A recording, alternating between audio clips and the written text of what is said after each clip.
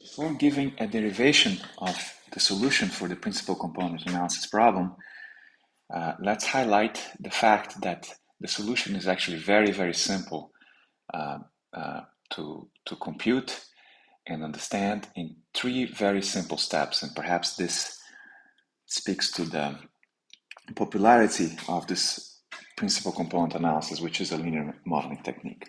Anyway, the solution has basically three simple steps. Step one is called centering the data. What does that mean? We're basically going to subtract the mean from each data point and create a new data set which is centered or zero mean.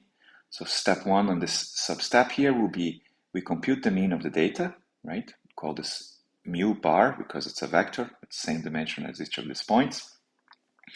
And then instead of dealing with the original data points, we're going to replace these data points. Whatever was xk, we're going to subtract the mean from each of these data points. Once we have computed this new vector, set of vectors, this new data set, which now is zero mean or centered, we now compute the sample covariance matrix, which we'll call this matrix S.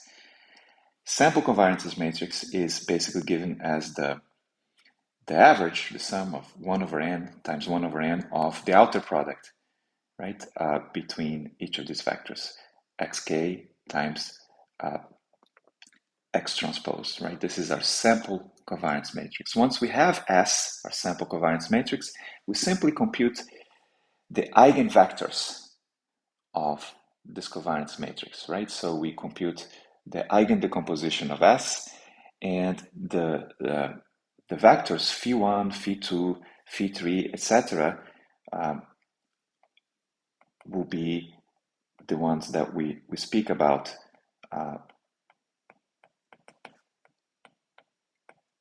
here from our earlier part of the video.